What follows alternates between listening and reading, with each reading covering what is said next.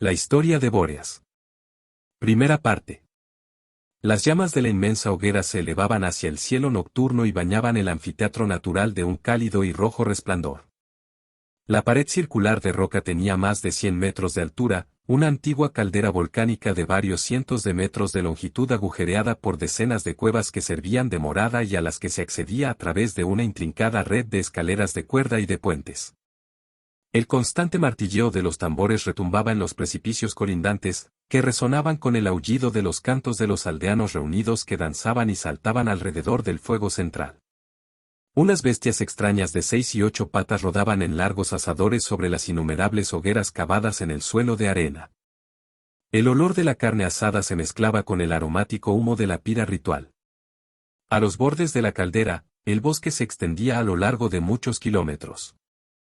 Conforme el murmullo y la luz de las primitivas celebraciones se disipaban en la distancia, eran sustituidos por los silbidos y gruñidos de los depredadores nocturnos, los gritos de alerta de sus presas y la constante agitación del viento a través de la densa y oscura cubierta forestal. Por encima de las copas de los árboles, la oscuridad nocturna se extendía por los cielos, salpicada de espesas nubes de humo de azufre de los muchos volcanes que había en Limno 5. La parte inferior de las nubes presentaba un instante tono rojizo a causa del resplandor de los incontables cráteres que vomitaban ríos de roca fundida sobre la superficie. Vastas extensiones de bosque eran engullidas por los fieros estallidos de la agitación interna del planeta. De repente, un minúsculo punto de luz amarilla que avanzaba muy deprisa apareció en el lúgubre cielo. Conforme se acercaba, pronto se transformó en un nítido brillo y los rugientes motores de la cañonera se escucharon por encima del sonido del viento. Con los motores de plasma a todo gas, la Sandhawk descendía en vertical en dirección hacia el bosque.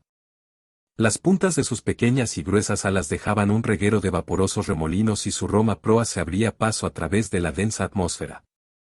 Ante cualquier posible peligro, las armas de cañón múltiples se alineaban bajo las alas de la nave al tiempo que su estruendoso descenso se detenía y la cañonera se enderezaba a tan solo 10 metros sobre las copas de los árboles. La Sandhawk avanzó a toda velocidad por encima del frondoso mar de hojas mientras la contracorriente hacía temblar las ramas superiores del bosque a su paso. Cuando la nave empezó a frenar, el rugido del motor pasó a convertirse en una especie de alarido. El refulgente plasma de sus motores principales se apagó y fue sustituido por el resplandor azul de los propulsores de aterrizaje. Sobre estos pilares de celestes llamas, la cañonera descendió por la caldera. Al verla precipitarse desde el cielo nocturno hacia el fuego central, los aterrorizados miembros de la tribu salieron despavoridos. Por un instante, el pánico se apoderó de los aldeanos que corrían frenéticamente de un lado a otro para evitar ser abrasados por los reactores hasta que sus líderes les gritaron que no tenían nada que temer. Para cuando la nave se hubo asentado con todo su peso sobre los pies de aterrizaje hundiéndose en la tierra que cubría el suelo. Del cráter, el jefe y sus mejores guerreros ya habían formado un comité de bienvenida cerca de la cañonera. Los motores se apagaron y durante unos segundos hubo un tenso silencio hasta que la rampa delantera empezó a descender con el chirrido del sistema hidráulico. Bóreas salió de la Sandhawk y la rampa resonó con el fuerte sonido metálico de sus pasos. Cubierto con su negra servoarmadura tenía un aspecto imponente. Gruesas placas de densa aleación cubiertas con ceramita ablativa protegían todo su cuerpo. Bajo el aplastante peso de la armadura, haces de fibras semejantes a los músculos se expandían y se contraían en respuesta a todos sus movimientos, lo que le permitía desenvolverse con tanta ligereza como si no estuviese cargado. Su casco con forma de cráneo estaba flanqueado por dos inmensas sombreras instaladas sobre unos accionadores que cambiaban constantemente de posición, lo que le proporcionaba libre movimiento y una amplia visibilidad, al tiempo que le prestaba un escudo prácticamente impenetrable contra los ataques enemigos. Todo esto funcionaba gracias al generador dorsal de la parte trasera de la armadura que estaba conectado directamente a su propio sistema nervioso de modo que pudiese regular a su antojo la energía que recibía, tan fácilmente como podía controlar el latido de sus dos corazones o los estimulantes de combate que su armadura podía inyectar en su torrente sanguíneo en un momento dado. Incluso sin las propiedades potenciadoras de fuerza de su armadura, la fisiología genéticamente mejorada de Bóreas le hacía mucho más fuerte y más rápido que cualquier ser humano normal. Armado para la batalla, era capaz de hacer añicos el cráneo de un hombre con una sola mano y de atravesar el blindaje de un tanque de un puñetazo. En el interior de su armadura, cientos de transmisores reforzaban sus ya de por sí agudos sentidos y le proporcionaban una constante corriente de información desde sentidos adicionales que su cerebro especialmente desarrollado asimilaba de manera inconsciente, como cualquier hombre corriente que mira con sus propios ojos y oye con sus propios oídos. Bóreas se detuvo durante un momento y observó a los aldeanos que se estaban reuniendo a su alrededor. Los autosentidos de su casco analizaban con una luz roja los alrededores. Los filtros olfativos le permitían identificar el contenido de la atmósfera, que en su mayoría estaba compuesta de oxígeno y nitrógeno, pero con un fuerte contenido de sulfuro, el carbono de las hogueras y el sudor de los aldeanos, todo percibido de manera inconsciente. Visión de terror, ordenó Bóreas en voz baja al sensor de audio de su armadura. De repente se le nubló la vista y cambió. Ahora los aldeanos parecían toscos contornos y podía ver sus órganos y sus venas latiendo con vida a través de su piel. A Bóreas le llevó un momento acostumbrarse y distinguir las figuras superpuestas y los colores. Para los aldeanos, que le miraban boquiabiertos, los ojos de un color rojo apagado de su casco pasaron a convertirse en un resplandor de energía y un murmullo de turbación recorrió todo el emplazamiento.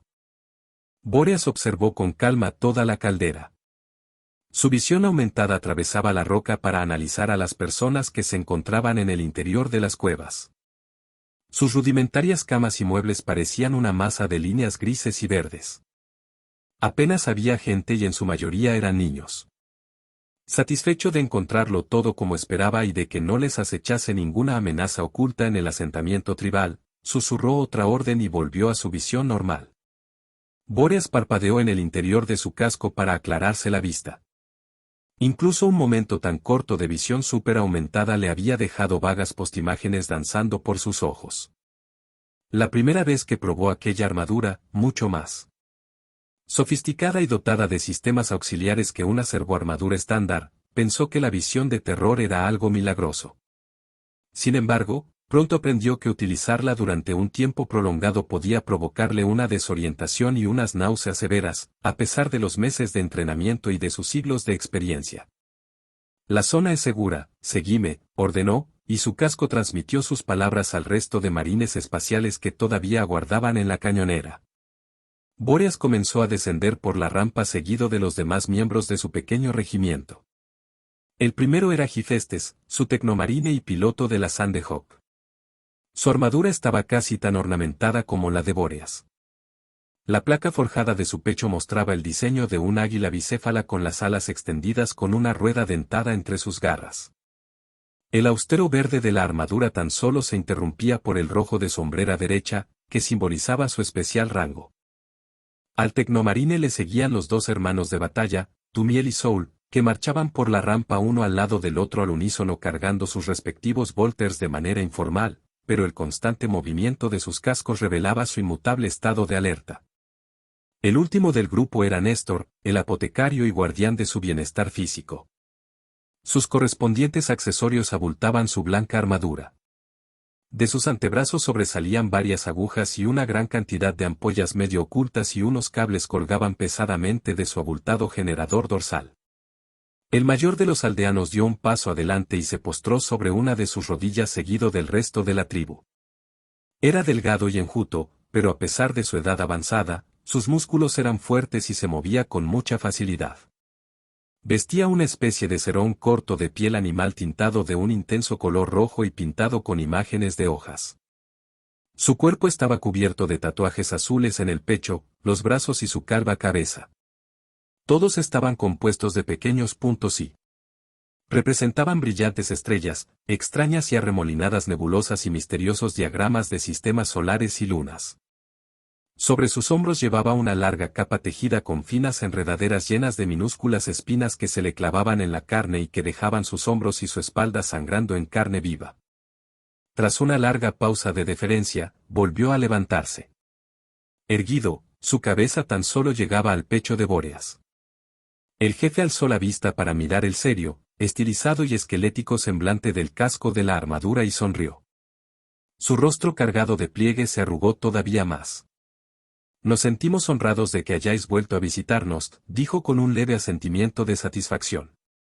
Bóreas necesitó unos instantes para entender el dialecto extranjero de gótico imperial, pero al momento su mente tradujo los términos más arcaicos y primitivos.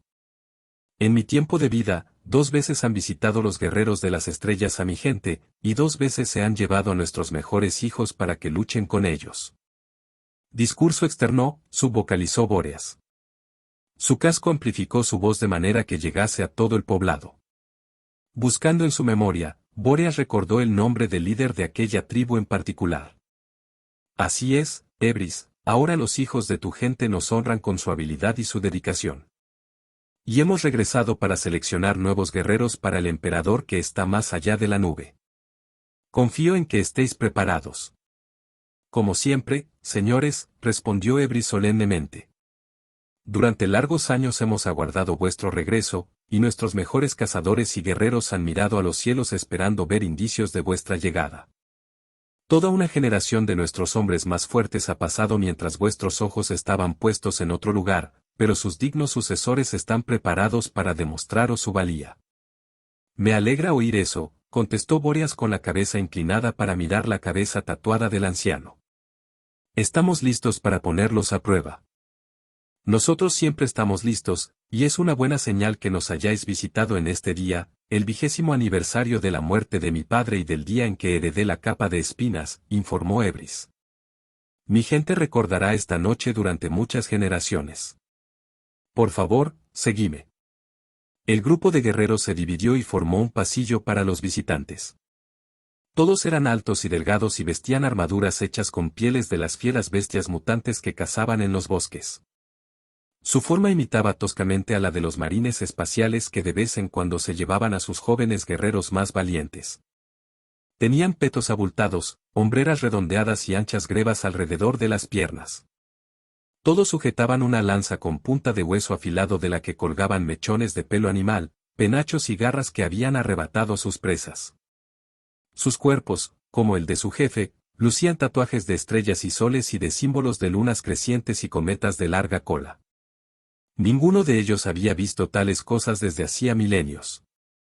El cielo nocturno era un monótono manto de nubes para ellos. El conocimiento de su existencia se les había transmitido desde sus ancestros, que ocuparon por primera vez aquel mundo hace más de 20.000 años, 10 milenios antes de la llegada del emperador, en una época conocida como la Edad Oscura de la tecnología. Durante cientos de siglos, Limnos V fue saqueado por sus depósitos ricos en minerales, el cielo se contaminó con los residuos y los ríos se secaron. Cuando la era de los conflictos azotó el antiguo imperio galáctico de la humanidad, Limnos V quedó aislado durante miles de años y, durante todo este tiempo, el mundo determinó deshacerse de los intrusos humanos. Las estaciones de energía geotérmica que en su momento extraían energía del centro de la Tierra acabaron deteriorándose y estropeándose. El planeta sufrió las sacudidas de intensos terremotos que destruyeron las enormes ciudades y acabaron con la vida de millones de personas. El mundo se vio sumido en una nueva era de barbarie.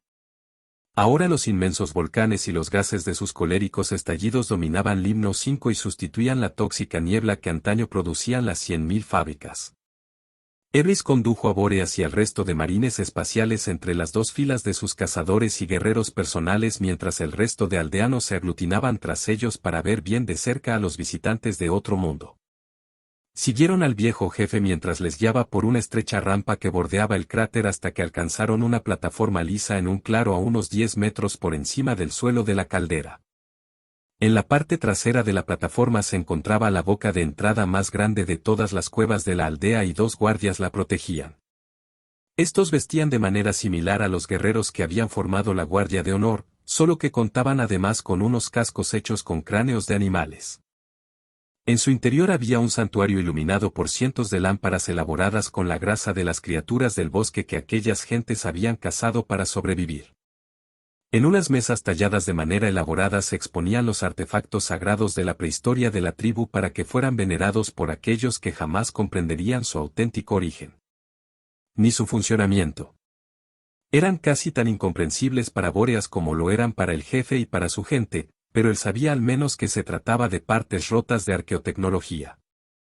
La mayoría eran prácticamente irreconocibles bajo las densas capas de óxido que se habían acumulado a pesar de los esfuerzos de los sacerdotes de Ebris por mantenerlas limpias. El aire ácido y húmedo del himno Usuge arruinaba cualquier metal. Pero aquí y allá Bóreas veía una parte que reconocía elaborada con materiales olvidados hacía tiempo y resistente al hostil medio del planeta, hojas de un ventilador, engranajes y ruedas, sistemas de circuitos elaborados con complicadas capas de vidrio, botellas de cerámica que brillaban con luz propia. Bóreas se volvió para mirar a Gifestes, que se había inclinado sobre uno de los objetos que parecía una araña mecánica con trozos de cubierta de cable saliendo de su cuerpo oxidado. No toques nada, dijo Bóreas al ver que el tecnomarine alargaba la mano hacia el dispositivo. Gifestes se detuvo de inmediato y se volvió hacia el capellán interrogador. El Adeptus Mechanicus apreciará estos artefactos, explicó el piloto a través del comunicador del escuadrón. Pueden servir para negociar con ellos. Claro, y tú no tienes ningún interés personal en ellos, bromeó Soul, que se encontraba detrás de él. Ante todo y sobre todo soy un marín espacial, y después tecnosacerdote, contestó Gifestes con voz contrariada. Estamos aquí para atender otros asuntos, comportaos con decoro, les reprendió Bóreas. Estas reliquias pertenecen a Ebris y a su gente, no deshonréis al capítulo y a vosotros mismos faltándoles al respeto. Entendido, hermano capellán, disculpe mi error, respondió Gifestes poniéndose firme. Yo también lamento cualquier falta, añadió Soul asintiendo hacia Bóreas. Muy bien. El capellán advirtió que el anciano observaba a los gigantes guerreros con los ojos muy abiertos y un gesto de admiración. Por supuesto, el hombre era totalmente ajeno a la conversación que estaban manteniendo los marines espaciales, pero Bóreas se dio cuenta de que su lenguaje corporal y sus gestos mostraban que se estaban comunicando. Discurso externó. Solo estábamos admirando las reliquias de tu gente. Explicó a Ebris al tiempo que se apartaba del resto del equipo.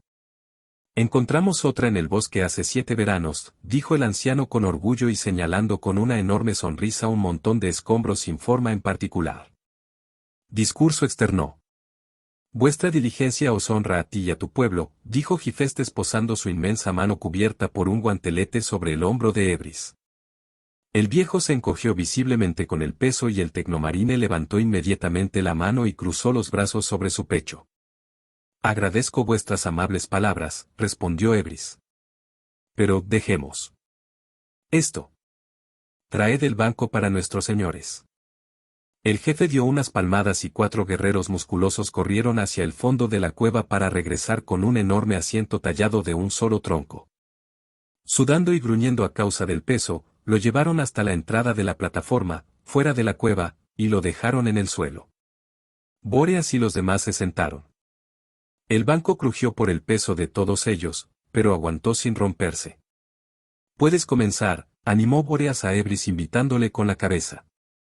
El jefe correteó hacia adelante y convocó a los aldeanos, quienes se reunieron en un semicírculo bajo el santuario.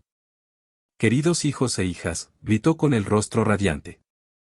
Esta es la noche que tanto tiempo hemos estado esperando. Nuestros valientes jóvenes participarán en las pruebas ante los ojos de los guerreros del cielo que sirven al emperador que está más allá de la nube. Los mejores viajarán a las estrellas para luchar por la gloria y traerán un gran honor y fortuna a nuestra gente. Que salgan los candidatos. De la cueva que había a los pies del precipicio empezaron a desfilar un grupo de 20 jóvenes que acababan de entrar en la adolescencia. Estaban completamente desnudos excepto por las moradas y rojas salpicaduras de pintura de guerra que embadurnaban con marcas de mano sus pechos y sus rostros. Todos llevaban un cráneo o un largo hueso en las manos, trofeos de cacerías en las que habían participado. Marcharon solemnemente hasta el semicírculo de aldeanos y permanecieron en línea frente a los marines espaciales. Entonces levantaron los trofeos sobre sus cabezas y gritaron al unísono. Grandes señores del emperador, hoy derramaremos nuestra sangre para demostraros nuestra valía. El que se encontraba en el extremo más alejado dio un paso adelante, se postró sobre una rodilla y a modo de reverencia depositó un cráneo de fieros colmillos del tamaño de su torso ante él. Después se puso derecho y miró a los marines espaciales. He cazado durante 6 temporadas de tormenta, les informó. Este año he matado a un dientes de cuchillo con mi lanza y os ofrezco su cabeza como tributo. Cuando volvió a su posición, el siguiente de la fila ocupó su lugar, cruzó dos huesos tan largos como sus propios brazos y los colocó junto al cráneo del dientes de cuchillo. He cazado durante 7 temporadas de tormenta, entonó solemnemente. Mis compañeros cazadores hirieron a este fauces de árbol y yo acabé con él con mi cuchillo. Uno tras otro, todos los aspirantes dieron un paso hacia adelante y proclamaron cómo habían obtenido sus ofrendas, que depositaban en el suelo a los pies de la plataforma. Bóreas permanecía sentado y saludaba a cada uno de ellos, pero no decía nada. Y ahora les mostraremos a nuestros honrosos visitantes la fuerza de nuestra gente, dijo Ebris, y volvió a dar unas palmadas. De un lado de la caldera, un grupo de 5 guerreros emergió cargando troncos de diferentes dimensiones y los depositaron frente a la plataforma en orden ascendente según su tamaño. Después dieron un paso atrás y los jóvenes corrieron hacia adelante. En el mismo orden que antes, los aspirantes se acercaron al primer tronco y lo agarraron por un extremo. Entonces uno de los guerreros daba un paso al frente y colocaba uno de sus pies contra el extremo contrario para que no se moviese mientras el joven intentaba levantarlo por encima de su cabeza. Mientras lo levantaban y temblaban a causa de la fuerza, la tribu les aplaudía y los chicos volvían a dejar el tronco en el suelo. Todos superaron la primera prueba sin problemas. Entonces se repitió el proceso con el segundo tronco, y una vez más los aspirantes lo consiguieron, aunque muchos se tambalearon peligrosamente y sus piernas amenazaban con torcerse bajo el peso. En el tercer tronco, el primer joven falló y se apartó hacia un lado al sentir que sus brazos cansados le fallaban cuando lo tenía levantado a la altura del cuello y el tronco se le escapó de las manos. Nadie le vitoreó esta vez, pero cuando se apartó del resto con la cabeza agachada para consolarse en los brazos de su familia, la tribu empezó a aplaudirle, a darle golpecitos de ánimo en la espalda y a alborotarle el pelo cariñosamente. Otros 3 chicos no lograron levantar el tronco y fueron eliminados. A uno de ellos se le escurrió de las manos y no le dio tiempo a apartarse, de modo que recibió todo el golpe en una pierna y cayó tumbado. Avergonzado, se marchó cojeando del certamen, rechazando las manos de aquellos que le ofrecían su apoyo. Después del cuarto, 2 más habían fallado, pero de los que quedaron, todos consiguieron elevar el quinto y el sexto tronco y provocar una ovación entre sus vecinos. Mientras los 15 aspirantes restantes se arrodillaban en el suelo y hacían una reverencia a los marines espaciales, los guerreros retiraban los troncos. Y ahora mostrémosles a nuestros honrosos visitantes la velocidad de nuestra gente, anunció Ebris. El anciano volvió a dar unas palmadas. La multitud se apartó para formar un camino de un extremo de la aldea al otro, empezando desde la plataforma de la audiencia. En el extremo más alejado se colocaron 6 guerreros sujetando unos trozos de tela de un vivo color rojo y otros 6 se alinearon a los pies de la plataforma. Los aspirantes se colocaron en posición para comenzar la carrera. Todos al mismo tiempo, los guerreros dejaron caer los trapos y los chicos empezaron a correr a toda prisa. Un muchacho menudo y pelirrojo pronto se puso a la delantera. Les llevaba varios metros de ventaja a sus compañeros tras solo una docena de zancadas. La gente aplaudía y gritaba mientras los adolescentes corrían entre ellos y se abrían paso a codazos y empujones para poder verles bien. El primer chico llegó al otro extremo rápidamente, agarró uno de los trapos y se volvió para comenzar la carrera de vuelta. Unos pocos segundos después, los demás jóvenes llegaron también a la mitad de la prueba y aquellos con las manos más rápidas consiguieron agarrar los 5 trapos restantes. Todos corrían a toda prisa hacia los marines espaciales, pero algunos empezaron a cansarse y a quedarse rezagados tras los demás mientras el grupo iba distanciándose poco a poco. A tan solo unos 50 metros de la meta, el joven que llevaba la delantera empezó a aminorar la velocidad rápidamente y avanzaba con paso torpe, pues le había dado un calambre en la pierna. Con los dientes apretados, continuaba renqueando mientras los demás le pasaban por delante y se agarraban los unos a los otros para llegar primero y reclamar los restantes puestos de clasificación. Uno tropezó y al caer otro le pasó por encima provocando la risa de los espectadores. Sacudiéndose el polvo de encima, el candidato se levantó y continuó corriendo cuidando su espalda herida con uno de sus brazos. En el sprint final, un joven alto de largas extremidades tomó la delantera. Por lo visto había estado reservando sus fuerzas y en los últimos 10 metros corrió a toda velocidad y agarró uno de los trapos restantes. Los demás le siguieron y hubo una desesperada rebatiña entre aquellos que todavía no habían cogido ninguna de las telas, pero finalmente surgieron los 12 ganadores. Los 3 que no lo consiguieron se volvieron para marcharse, pero el muchacho pelirrojo cojeó hacia uno de ellos y le agarró del hombro. Hubo un breve intercambio de palabras mientras el chico intentaba obligar al otro aspirante a coger el trapo ya que él no podía continuar, pero el otro joven se negó y lo apartó. Los guardias de Ebris intervinieron y separaron a los 2 adolescentes cuando se disponían a pelear y los mandaron entre la multitud de un coscorrón en la cabeza. Cuando las cosas se calmaron, los 11 competidores restantes volvieron a sus posiciones frente a Bóreas con las telas rojas atadas alrededor de la cintura. Ebris levantó los brazos y el griterío de la gente cesó. Y ahora les mostraremos a nuestros honrosos visitantes cómo podemos saltar en el aire como el mono látigo, exclamó, y después dio una palmada. Esta vez, 20 guerreros surgieron de una de las cuevas con un montón de estacas delgadas y afiladas que llegaban a la altura de la cintura.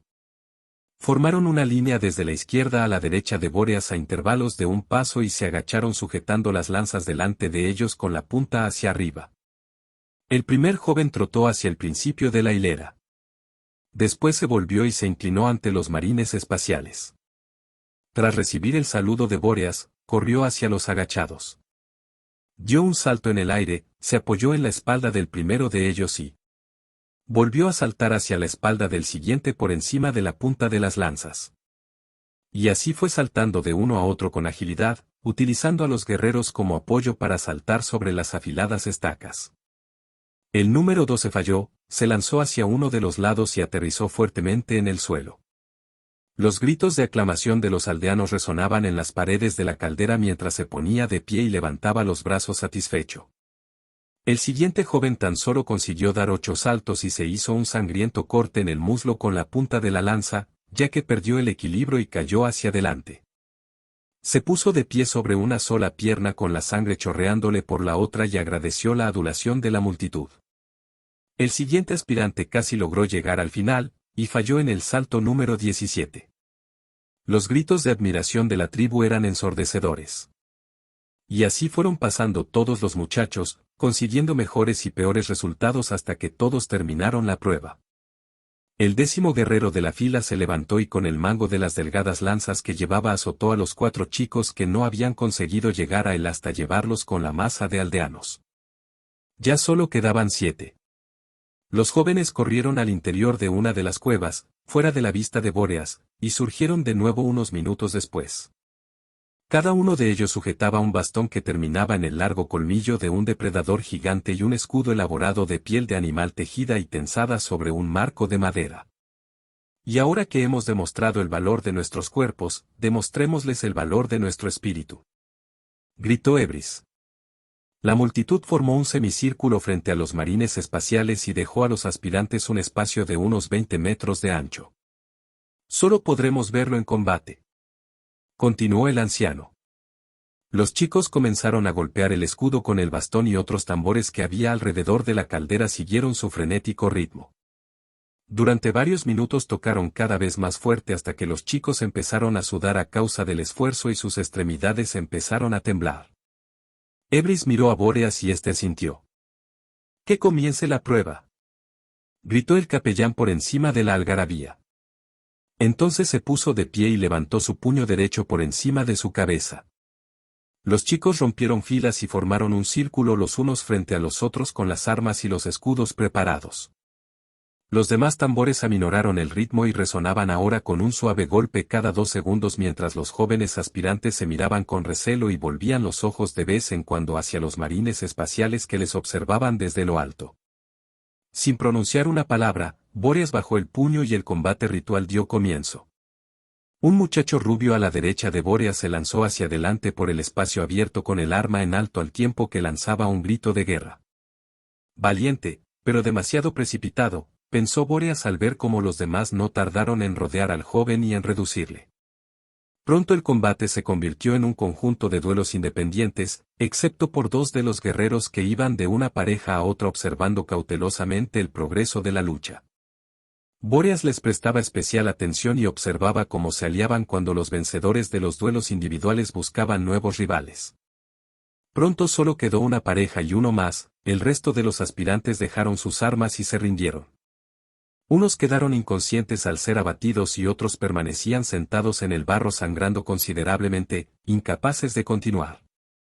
A su alrededor, los miembros de la tribu ululaban y salmodiaban con el constante golpe de los tambores resonando por el anfiteatro. Rápidos, fuertes e inteligentes, comentó Tumiel a través del comunicador refiriéndose obviamente a los dos que se habían aliado.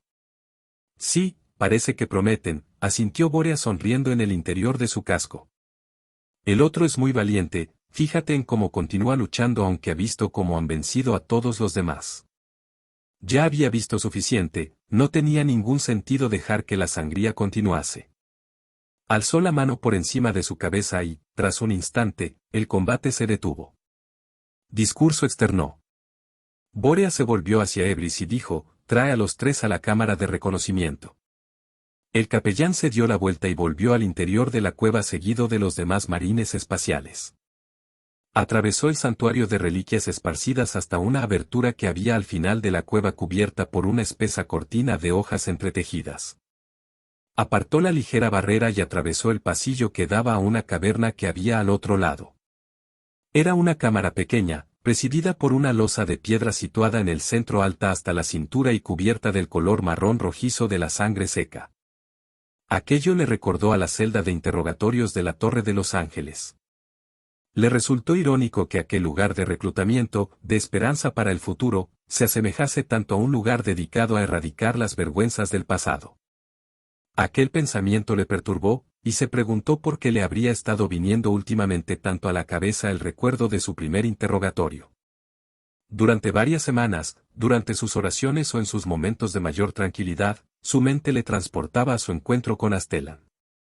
Habían pasado casi 15 años, y había llevado a cabo otras 2 interrogaciones desde entonces. Sin embargo, aquella primera lucha de resistencia con uno de los caídos se le había quedado grabada. Él lo achacaba al aislamiento de sus hermanos. Durante varios años había permanecido acuartelado en el sistema Limnos con el resto de su regimiento, y durante todo ese tiempo no había tenido contacto con ninguno de sus superiores u otros miembros del círculo interior. El tiempo empezaba a preocuparle, y el haber alargado sus sesiones de oraciones no le había ayudado lo más mínimo a disipar las dudas que habían ido aumentando durante los últimos meses. Apretando los puños, Bóreas tomó el control de sus pensamientos y se obligó a regresar al asunto que tenía entre manos. Esperaron durante unos minutos hasta que la cortina se apartó y los 3 prometedores jóvenes entraron con los ojos abiertos y temerosos. Cuando vieron la losa se detuvieron y lanzaron nerviosas miradas a los gigantescos marines espaciales que les rodeaban. ¿Quién será el primero?, preguntó Néstor mientras se acercaba al grupo. Los chicos se miraron entre ellos y el mayor y más alto de todos dio un paso adelante. Bóreas calculó que no tendría más que 12 o 13 años tiranos de edad, perfecto para el propósito de los ángeles oscuros. Era fuerte y delgado, con una espesa mata de pelo negro que le caía sobre su profundo par de ojos. En el rostro del muchacho se dibujó una sonrisa rapaz y dio un paso hacia el apotecario. Me llamo Barsín, yo seré el primero, dijo el chico con orgullo. Túmbate sobre la losa, le indicó Néstor. El chico saltó sobre la mesa de reconocimiento y se tumbó con las manos cruzadas sobre su pecho. Néstor se inclinó sobre él. Una serie de cuchillas y de agujas sobresalían del nartesium incorporado en su antebrazo derecho. Pon los brazos a los lados, Barsín, dijo al tiempo que ponía una mano sobre la frente del muchacho. Los movimientos del apotecario eran suaves y pausados mientras sus dedos, con los que podía fácilmente partir huesos, examinaban el cuerpo del joven. Esto te va a causar bastante dolor, le advirtió mientras hundía el nartesium en el estómago del adolescente. Los alaridos de Barsín retumbaron estridentemente por las paredes de la cámara conforme las cuchillas se abrían paso a través de la piel y los músculos y los arcillos avanzaban hacia sus tripas desde la herida. Néstor colocó una de sus manos sobre el pecho del chico y le sujetó mientras se retorcía, chillaba y pataleaba furiosa y agónicamente. La sangre que borboteaba del corte caía sobre la losa y salpicaba la blanca armadura de Néstor de rojizas gotas. Los otros dos jóvenes lanzaron un grito ahogado de horror y empezaron a retroceder hacia la cortina de la entrada, pero Tumiel les cerró el paso y colocó con cuidado cada una de sus manos sobre sus cabezas para detenerles. Habéis visto cosas peores cuando las cacerías han acabado mal, dijo, y los muchachos asintieron en silencio, aterrados todavía ante la sangrienta escena que estaban presenciando. Néstor permanecía tranquilo y sujetaba a Barcín mientras éste se retorcía, y dejaba que el Nartesium hiciese su trabajo. Unas ondas automáticas obtenían muestras de las paredes estomacales del joven y extraían sangre, bilis y otros fluidos, medían la tensión y el pulso, inyectaban antitóxicos y cauterizaban las heridas. El ama resplandor de la luz de la parte trasera del dispositivo se volvió roja y Néstor retiró su puño. Con un rápido movimiento, una serie de agujas se extendieron y cosieron la herida en cuestión de segundos. Barcín se quedó allí tumbado, empapado de sudor, con el rostro cubierto de lágrimas y el pecho agitado bajo la palma de Néstor. «Quédate quieto un momento o se te reabrirán las heridas», advirtió Néstor al joven mientras retiraba la mano y se apartaba. El muchacho miró a los otros que habían participado en la prueba del combate, que temblaban y seguían aterrorizados. Después se volvió hacia Bóreas y el capellán le tranquilizó con un gesto de aprobación. Néstor jugueteaba con las lecturas del Nartesium e interpretaba las muestras que había obtenido. Pasaron varios minutos hasta que se escuchó una señal y el apotecario se acercó a Bóreas. «¿Qué has concluido?», preguntó el capellán. «Sus tejidos son aptos en un 98%, respondió Néstor consultando el visualizador verde de su brazo.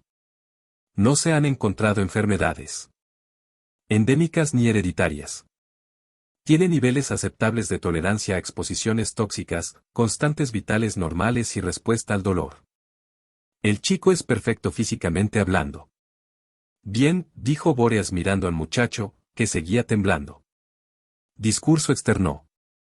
«Acércate, Barcín».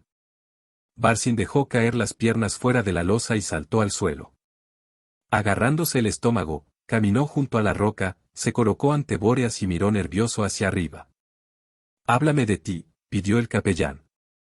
«Soy el quinto hijo de Ebris, el jefe, que fue el segundo hijo de Heblin, que le arrebató la capa de espinas a Darsco en combate», respondió el chico sacando pecho. «El hermano mayor de mi padre fue elegido para ser guerrero del emperador de las estrellas». «Parece que tienes una sangre fuerte, vienes de buena familia», dijo Bóreas. «¿Cómo probarías tu lealtad al emperador que está más allá de la nube?». «No le entiendo, señor», admitió Barcín. «¿Matarías a tu padre si yo te lo ordenase?», quiso saber Bóreas. «¿Matar a mi padre?», vaciló el muchacho. «Lo haría si me lo ordenase, pero eso me entristecería». «¿Y por qué te entristecería?», preguntó Bóreas inclinándose para mirar a Barcín a los ojos. El rostro del chico se reflejaba en las rojas lentes de su casco. «Me entristecería que mi padre hubiese deshonrado a nuestra gente ofendiendo al emperador que está más allá de la nube y a sus guerreros de las estrellas», respondió el joven inmediatamente. «No puedo imaginar ninguna otra razón por la que me mandaseis matar a mi padre. Ha servido bien a su gente. ¿Y acaso eres tú, un simple chico, quien deba juzgar eso?», inquirió Bóreas observando a Barcín con la calavera de su casco. «No, señor, cumpliría su orden y le daría muerte porque usted es mejor juez que yo», contestó Barcín sacudiendo ligeramente la cabeza. «Bien», dijo Bóreas poniéndose derecho. «Sal y dile a tu padre que esta noche partirás con nosotros». «¿De verdad?».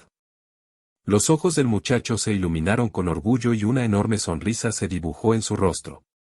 Se apresuró hacia la puerta y tuvo que detenerse estremecido de dolor. «Te he dicho que cuidado con las heridas», le reprendió Néstor. «Lo siento, mi señor», dijo Barcín con una mueca de dolor antes de atravesar más despacio la cortina. Bóreas se volvió hacia los otros dos aspirantes e hizo un gesto hacia la losa. Los jóvenes intercambiaron miradas preocupadas y entonces uno de ellos dio un dudoso paso hacia adelante. Yo soy», el chico temblaba y observaba la sangre fresca sobre la mesa de reconocimiento. «No. No puedo hacerlo». El adolescente cayó de rodillas llorando y se tapó la cara con las manos. Bóreas se acercó y se agachó a su lado, y los cerbus de su armadura silbaron fuertemente al hacerlo. El chico le miró, las lágrimas le caían por las mejillas, y sacudió la cabeza. Lo siento, gimoteó. Os he deshonrado y avergonzado a mi familia, pero no puedo hacerlo. ¿Cómo te llamas? La voz metálica de Bóreas resonó con aspereza por la cámara. Sanis, mi señor, respondió el muchacho. Hay que ser muy valiente para conocer los propios límites, Sanis, dijo Bóreas. Pero un marine espacial del emperador no debe tener límites, ¿lo comprendes? Sí, contestó Sanis. Entonces sigúeme, le dijo al joven. Se dirigió hacia el otro extremo de la cámara, introdujo la mano en una grieta oculta en la piedra y activó un interruptor escondido. Una parte de la pared se retiró hasta perderse de vista y dejó un espacio oscuro poco más alto que el capellán. Bóreas indicó a Sanis que entrase, y el chico desapareció entre las sombras seguido del marine espacial. El capellán le instó a que siguiera unos pasos y transmitió un mensaje codificado a través del comunicador de su armadura.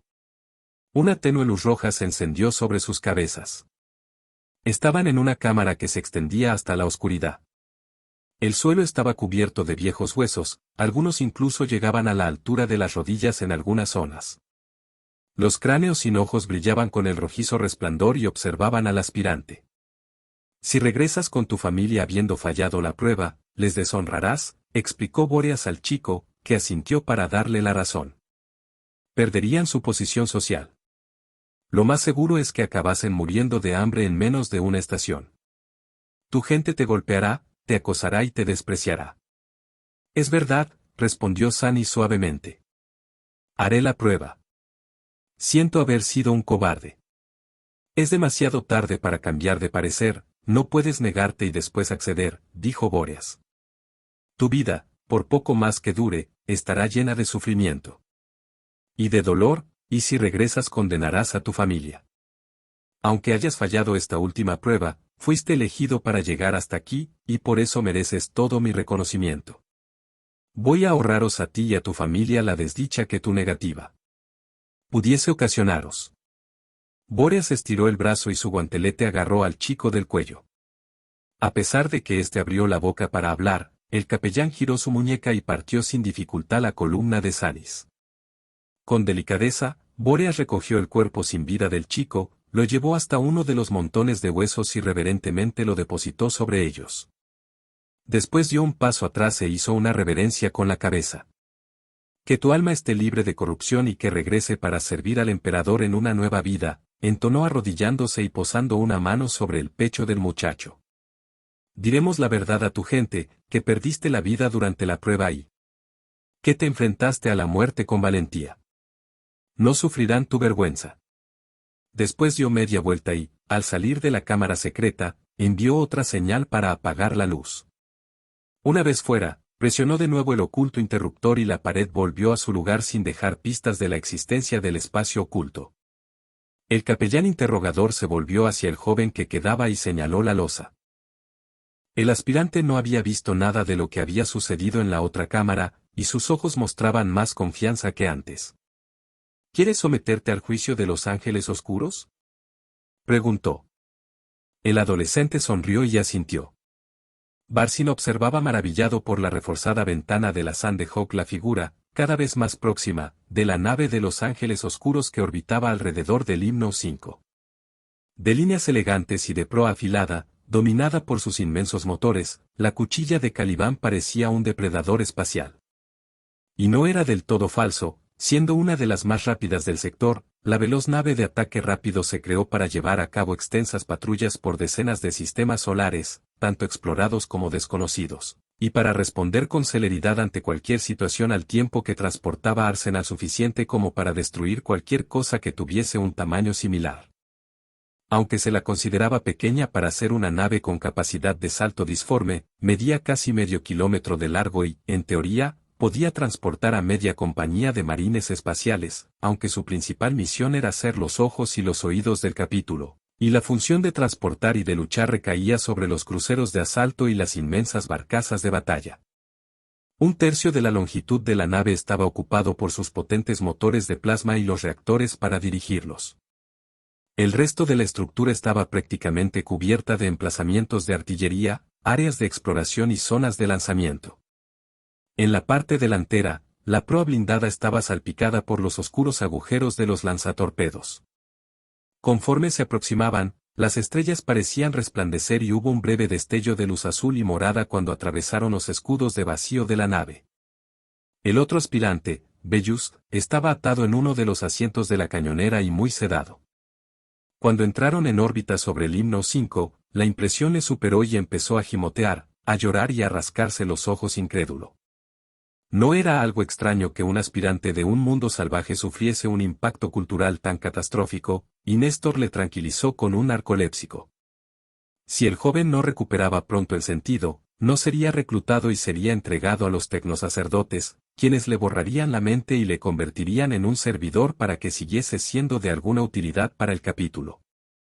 La Sandhawk penetró en la sombra de la nave y se aproximó a la plataforma de aterrizaje. Cuando fuera oscureció, Barsin se volvió con los ojos abiertos cargados de emoción. El interior de la Sandhawk era una mezcla de capilla y centro de mando. Sus arqueadas hornacinas estaban repletas de pantallas parpadeantes y de visualizadores rúnicos digitales, y un estandarte bordado de ornamentos cubría el techo. Los marines espaciales se habían quitado los cascos y los generadores dorsales estaban recargándose con los motores de la cañonera mientras su armadura funcionaba con su propia fuente de alimentación interna. Excepto Gifestes, que estaba en el puente de mando pilotando, los demás estaban sentados y rezando con la cabeza inclinada y cada uno murmuraba en silencio sus propias oraciones al emperador y a su primarca, Lionel Johnson. Consciente del sobrio ambiente, el chico guardó para sí su emoción y se sentó en el extremo final de la cañonera, lejos de la intimidante presencia de los marines espaciales. Pronto la luz entró a través de las escotillas conforme la Sandhawk atracaba, acompañada de los golpes metálicos de las herramientas de sujeción que abrazaban el casco y conducían la nave con cuidado al interior de la cuchilla de Caliban. Tras despertar de su ensueño, los marines espaciales se pusieron de pie y se acercaron hacia la batería de su armadura. Con el silbido de los sistemas hidráulicos y el sonido metálico de los mecanismos de seguridad, unos brazos automáticos implantaron el generador dorsal en su armadura de nuevo. Se agacharon a la altura del banco, recogieron sus cascos y los colocaron uniformemente debajo de su brazo izquierdo. La rampa de asalto descendió hasta la cubierta y los marines espaciales empezaron a desfilar lentamente hasta la plataforma de aterrizaje. Los tecnosacerdotes y los semimecánicos servidores iban de un lado a otro inspeccionando la Sandhawk, dando gracias al dios máquina por hacer que regresase sana y salva y rociándola con aceites sagrados de pesados incensarios. Los marines espaciales pasaron a través de la multitud que se concentraba. Néstor llevaba a Bellus bajo su brazo libre, y Barsin se esforzaba por llevar el paso de sus gigantescos acompañantes. ¿Es que no todos los guerreros de las estrellas son como vosotros?, preguntó. El chico miraba a todas partes, absorbiendo cada detalle de aquel entorno extraño, con una mezcla de sorpresa y de temor. Señaló a los sirvientes del capítulo, que andaban ocupados por la cubierta de vuelo. Eran humanos normales que realizaban centenares de funciones rutinarias del capítulo para sus señores, los marines espaciales. Hay muy pocos como nosotros, respondió Néstor mientras un grupo de funcionarios ataviados con túnicas corrían hacia él. El apotecario les pasó al comatoso Bellus y estos se lo llevaron. Se dice que el imperio del emperador posee más mundos que marines espaciales. Tú solo has superado la primera prueba, todavía tendrás que pasar muchas más. Algunos no sobreviven, pero los que fracasan y viven para contarlo acaban sirviendo al capítulo de otras maneras, como estos siervos. ¿Más pruebas?, se interesó Barsin. ¿Cuándo tendrán lugar? ¿Cuánto tendré que esperar para poder luchar por el emperador como un marine espacial? ¡Qué impaciente!, rió Soul. Si es que llegas a convertirte en un marine espacial, antes tendrás que pasar años de entrenamiento y de cirugía. Yo mismo tenía 12 veranos de edad cuando me escogieron, pero no recibí mi primer caparazón hasta los 18. ¿Qué es eso? ¿Vuestra armadura?, preguntó el muchacho. Sí y no, respondió Néstor. Durante los próximos años aprenderás sobre las estrellas y los mundos más allá de la nube para que entiendas realmente en lo que te vas a convertir. Mis hermanos del apotecarión transformarán tu cuerpo y harán que aumente como el nuestro. Recibirás nuevos pulmones para respirar veneno y un segundo corazón para que tu sangre siga fluyendo en el fragor de la batalla a pesar de haber sufrido graves heridas. Te implantaremos la valiosa semilla genética de león, y su grandeza fluirá por tus venas y se calará en tus huesos. No sentirás más dolor, tendrás la fuerza de 10 hombres, verás en la oscuridad con tanta claridad como si fuera de día y oirás la respiración de un asesino por encima del trueno de una tormenta.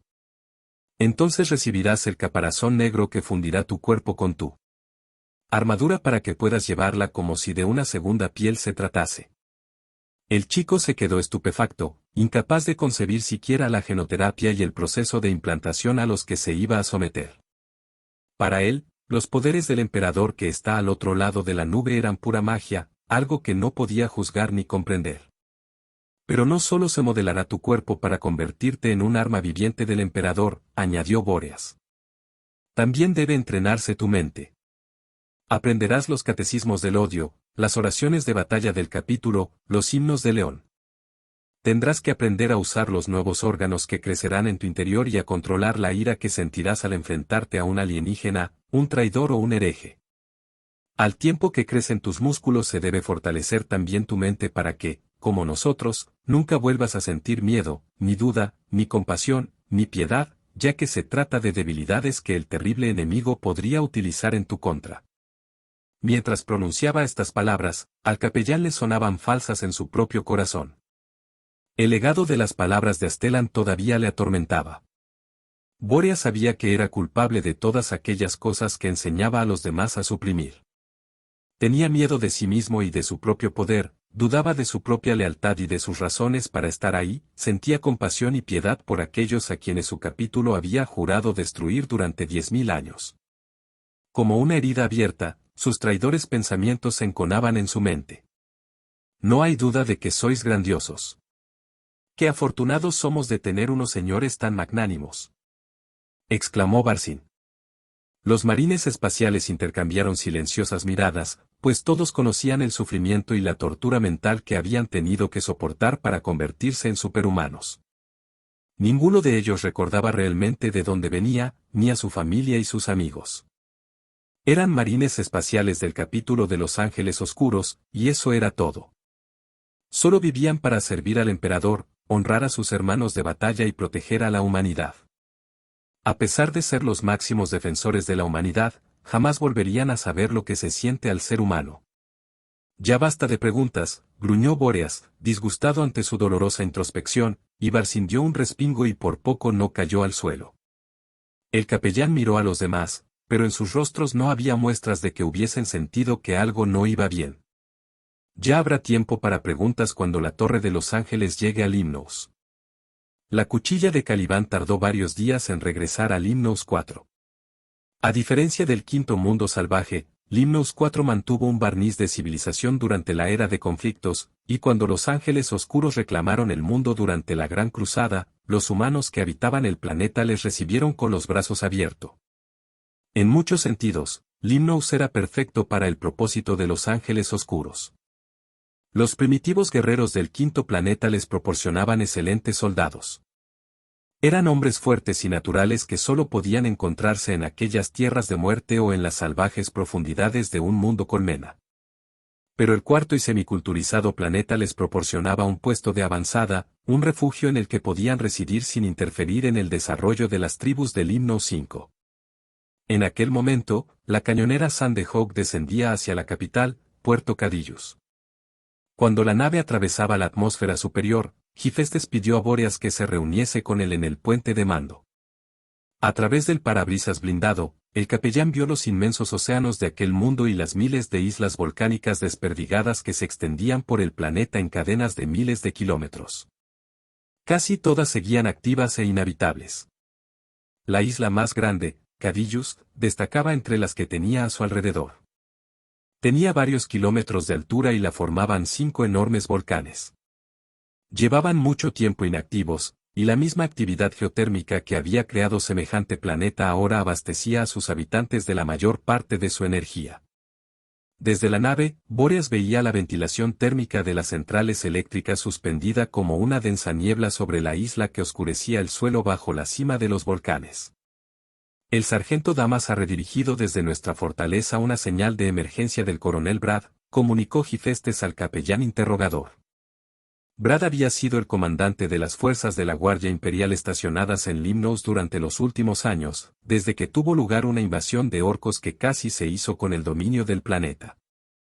Algunos todavía resistían en las zonas inexploradas y, a pesar de las constantes operaciones de limpieza e incendio para destruir las posibles esporas de los pieles verdes, Limnos jamás se libraría de la amenaza de sus atroces ataques. Comunicación a través de Sandehawk, ordenó Boreas al transmisor de su armadura para que su voz se distribuyese por el sistema de largo alcance de la nave. Aquí el capellán interrogador Boreas, ¿en qué podemos ayudarle, coronel? Lord Boreas, los orcos están desarrollando un importante ataque en Bartot, anunció Brad con la voz entrecortada a causa del transmisor. Bartot era una de las viejas minas principales. Ahora estaba abandonada, excepto por una maraña de edificios y algunos túneles subterráneos. Boreas comprendió inmediatamente que si los orcos conseguían establecerse allí, haría falta un ataque a gran escala para expulsarles. Por favor, sea más específico, coronel, pidió Boreas sacudiendo la cabeza ligeramente en un gesto de inconsciente desaprobación. Calculamos que unos 500 orcos ya han penetrado los muros del perímetro del complejo y se han ocultado en los edificios mineros, explicó Brad. Ya tengo a los pelotones de infantería en la zona de guerra y a 3 pelotones puño blindado en camino, pero los pieles verdes estarán bien atrincherados para cuando lleguen. De alguna manera, los orcos parecen ir muy bien armados. Necesitamos vuestra ayuda. Boreas calculó rápidamente que los hombres de Brad estaban en desventaja numérica y, a pesar de los transportes blindados y los tanques de apoyo ligero de los pelotones puño blindado, no sería fácil establecer un punto de apoyo desde el que lanzar un ataque coordinado sobre la mina principal. Por supuesto, coronel Brad, respondió Boreas. El capellán miró a Gifestes, que había estado escuchando a través de la central. El tecnomarine manipuló los mandos de una de las pantallas y elaboró un esquema táctico. Estaremos allí en 10 minutos, coronel, comunicó Gifestes al comandante de la Guardia Imperial tras comprobar el mapa digital. Preparaos para avanzar en cuanto lleguemos, advirtió Boreas.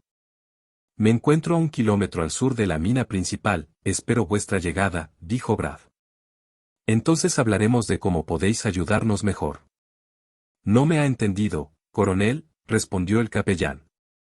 Realizaremos un ataque inmediato. Por favor, prepara sus tropas para aprovechar cualquier ventaja. Ah. Yo, tartamudeó Brad. Por supuesto, empezaremos a avanzar de inmediato y estaremos listos para proporcionaros tropas adicionales cuando lleguéis. Gracias, coronel Brad. Boreas cortó la comunicación y se dirigió a Gifestes, programa al espíritu máquina para que nos lleve hasta allí. Abre el arsenal y distribuye los retroreactores. De acuerdo, asintió el tecnomarine. Las enormes manos del piloto se movieron a gran velocidad por los mandos de la cañonera antes de levantarse y dirigirse a la sección blindada en el extremo final de la Sandehawk. Controlada por su propia mente artificial, la nave empezó a descender a través de las nubes en dirección a Bartot. Los jóvenes aspirantes se habían acurrucado en una esquina y observaban cómo los marines espaciales se preparaban para la batalla ayudándose entre ellos a ponerse los retroreactores y ajustándose los arneses. Los retroreactores abultaban todavía más que un generador dorsal normal, y la mayor parte la formaban 2 anchos motores diseñados para permitir a su portador desplazarse por el aire a gran velocidad. Los marines espaciales se ajustaron el casco y extrajeron varios volters del estante de las armas mientras Boreas abría su pequeño relicario y sacaba la espada de energía. Comprobó el botón de activación y la larga espada se vio envuelta en un resplandeciente halo azul de energía capaz de atravesar el plastiacero y de rebanar huesos. Satisfecho al ver que funcionaba, envainó la espada y sacó su Rosarius, el símbolo de su posición. La elaborada insignia presentaba la forma de un cuadrado engarzado con un brillante rubí que actuaba como proyector del generador compacto de campo de fuerza que contenía en su interior. Después sacó la llave con forma de calavera alada del relicario y la introdujo en el Rosarius, que cobró vida con un leve zumbido. Nos acercamos a la zona de lanzamiento, anunció Gifestes desde el puente de mando. Boreas asintió. Comprobad los cierres y preparaos para desembarcar, ordenó el capellán interrogador al escuadrón. Todos formaron una única fila en el centro de la cañonera y se dirigieron hacia la rampa de asalto delantera. Bóreas se acercó a Barcín y a Sanis, que permanecían perplejos sentados en silencio cerca del puente de mando. Entre aquellos guerreros parecían aún más pequeños de lo que eran. Apretaos bien los cinturones, preferiríamos que no os pasase nada hasta que os llevemos a la fortaleza, les dijo al tiempo que señalaba los arneses de seguridad que colgaban desde el interior del casco de la nave. La Sandhawk os llevará a un lugar seguro cuando nos hayamos marchado. No intentéis moveros de aquí ni siquiera. Cuando hayáis aterrizado. Podrían llamar a la cañonera en cualquier instante y sería una desgracia que no estuvieseis asegurados en ese momento. Ambos aspirantes asintieron dócilmente. Habían aprendido la disciplina de los ángeles oscuros en la cuchilla de Calibán y sabían que tenían que obedecer cualquier orden a rajatabla. Descendiendo rampa, anunció Gifestes al tiempo que activaba el sistema hidráulico de la cañonera tras comprobar que los chicos estaban bien seguros con los arneses abrochados. ¿Qué va a pasar con nosotros?, preguntó Barcín estridentemente. No. ¿Podemos acompañaros cuando aterricéis? ¿Aterrizar? Rió Soul. Eso nos llevaría demasiado tiempo. No nos acompañaréis a ninguna parte. Quedaros en la Sandhawk y no os pasará nada. El rugido de los motores se volvió ensordecedor cuando la rampa se abrió y reveló el tono azul grisáceo del cielo del Limnos. El viento azotó el interior de la cañonera y los chicos se agarraron fuertemente a los arneses mientras éste les revolvía el pelo y les golpeaba la cara. El suelo se veía centenares de metros abajo y Bóreas se volvió hacia el resto desde el principio de la fila. ¿Habéis comprobado las armas?, preguntó. Los marines espaciales asintieron al unísono. Entonces Bóreas corrió y se lanzó por la rampa. Por el emperador. Gloria al león. El capellán interrogador se impulsó desde el extremo de la rampa de asalto hacia el cielo, los demás le siguieron inmediatamente. Sobre ellos, la Sandhawk se alejó a gran velocidad de la zona de conflicto. Su semiconsciente espíritu máquina la guiaba hacia una zona de aterrizaje segura donde esperara que Gifestes volviese a reclamarla. Una ráfaga de fuego del retroreactor ralentizó el descenso de Bóreas durante un par de segundos y su mente analizó la escena que tenía a sus pies a la velocidad del rayo. El complejo de Bartot estaba constituido por un grupo de 5 edificios concentrados alrededor de la mina principal en sí. Había una brecha en un muro perimetral al norte, y los escombros estaban esparcidos por la pista de rococemento que había al otro lado. Los estallidos y el fuego láser centelleaban en la penumbra del crepúsculo mientras los orcos que se encontraban ya en el interior del edificio intercambiaban disparos con los guardias imperiales que intentaban atravesar la puerta y el agujero del muro desesperadamente. Pero los humanos lo tenían difícil, apenas había lugares donde refugiarse una vez que hubiesen atravesado la pared, y el suelo estaba salpicado de muertos y de heridos. En el interior del complejo, los edificios eran en su mayoría rectángulos de ferrocemento gris de 3 y 4 plantas marcados por la erosión y agrietados por muchas partes por el hundimiento del suelo a causa de la gran explotación que había tenido lugar a sus pies. Había orcos en todas las ventanas desprovistas de cristal, y disparaban salvajemente a la Guardia Imperial, rociando el patio de balas y de cartuchos usados. La principal concentración de tiros parecía proceder de la torre de 10 pisos que había a la izquierda de Bóreas. Néstor. Soul. Acompañadme a la izquierda, ordenó. Gifestes. Tumiel. Vosotros id al edificio de bombeo, a la derecha. El suelo se acercaba a gran velocidad y los marines espaciales encendieron sus retroreactores justo antes de aterrizar.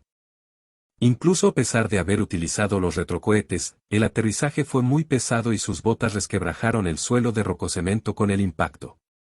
Bóreas desenvainó la espada de energía y la activó al tiempo que desenfundaba el volter con la mano izquierda. Habían aterrizado en pleno tiroteo y las balas y el fuego láser silbaban sobre sus cabezas. Entonces se separaron y se dirigieron a sus respectivos objetivos a gran velocidad. Una bala silbó cerca de la hombrera izquierda de Bóreas y el capellán se volvió ligeramente y abrió fuego contra el rostro acolmillado del orco que le había atacado. Lanzó 3 proyectiles de un solo disparo, y la pared del edificio estalló y se convirtió en polvo y metralla cuando sus puntas explosivas detonaron un momento después del impacto. El orco salió volando con fragmentos de ferrocemento en el rostro y el arma se escurrió de sus dedos sin vida. Soul y Néstor le cubrieron, y Bóreas corrió hacia la puerta de la torre. Mientras avanzaba, las balas le golpeaban en la armadura sin causarle ningún daño, y su Volter respondía constantemente con disparos. Toda la parte delantera de la torre estaba agujereada por el fuego del Volter y varios de los brutales alienígenas colgaban muertos de las ventanas.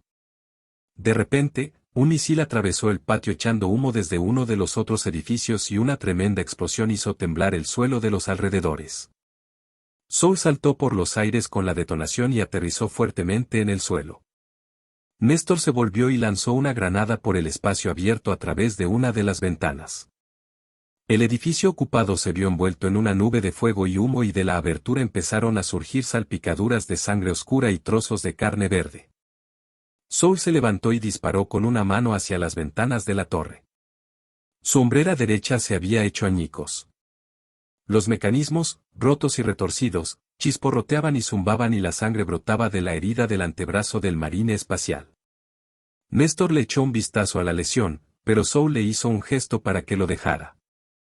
«Ya me curarás después, apotecario», insistió el hermano de batalla mientras agarraba el Volter con las 2 manos y empezaba a avanzar de nuevo.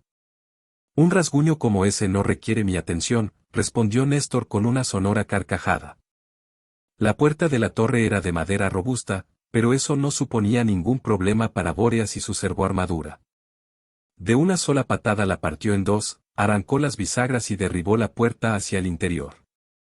La espada de energía del capellán interrogador resplandecía mientras la blandía a diestro y siniestro cortando cabezas y extremidades sin dificultad. Los orcos le acosaban y aporreaban su armadura con las culatas de sus pistolas robadas, pero fueron repelidos cuando el Rosarius del capellán cobró vida y le cegó con su blanco fulgor.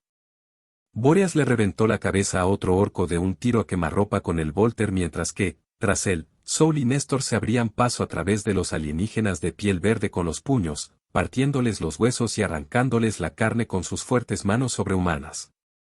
Los orcos no eran ningunos enclenques. Sus músculos, duros como rocas, eran perfectamente capaces de herir brutalmente a un hombre normal, y con sus colmillos y sus garras podían arrancar la carne del hueso. Pero eran como niños comparados con los poderosos ángeles oscuros y sus armaduras.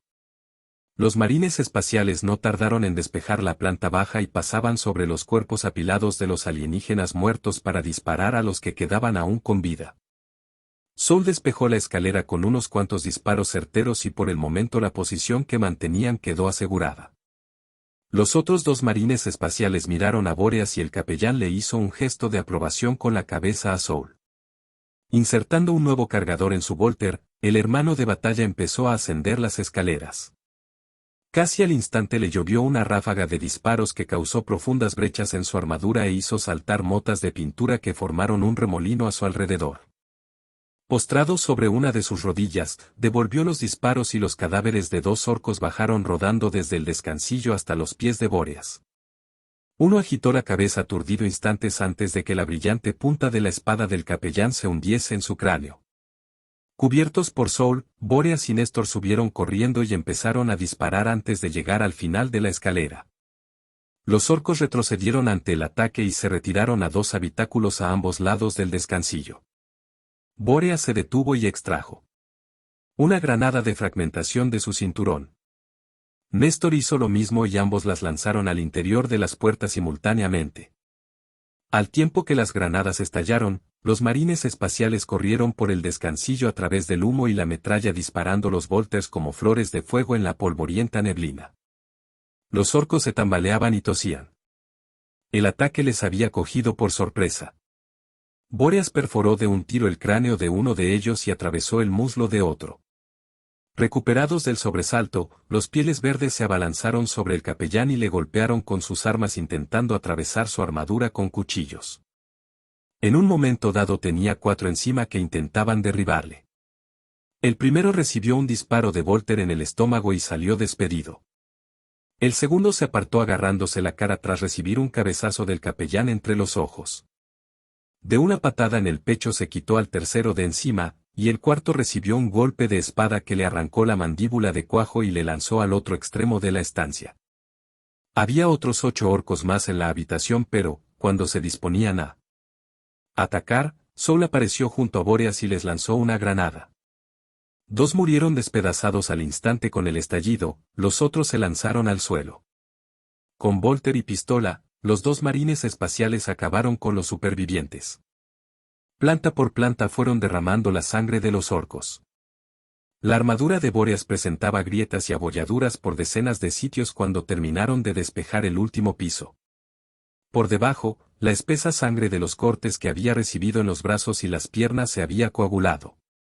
Tras unos cuantos minutos sangrientos, en aquella torre no quedaba ni un solo orco con vida. Bóreas se asomó por una de las ventanas para ver que, en el patio, la Guardia Imperial disparaba hacia las ventanas de los edificios restantes ahora que el mortal tiroteo había terminado. Informe del avance, solicitó Bóreas a los otros 2 marines espaciales que se habían dirigido al edificio de la derecha al aterrizar. El edificio de bombeo está despejado. La Guardia Imperial ha asegurado la mina principal. Apenas queda resistencia, le informó Tumiel. Bien, retiraos al patio y reagrupaos, ordenó Bóreas a su escuadra.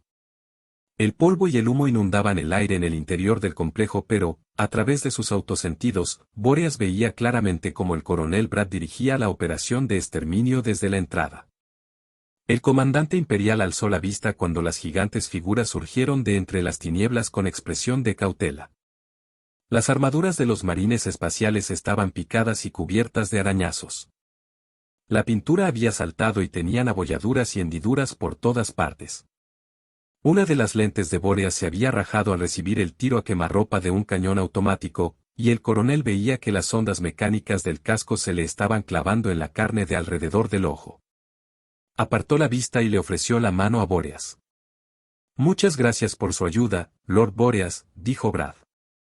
La mano del capellán interrogador hizo que la del coronel pareciese más pequeña de lo que era al estrechársela.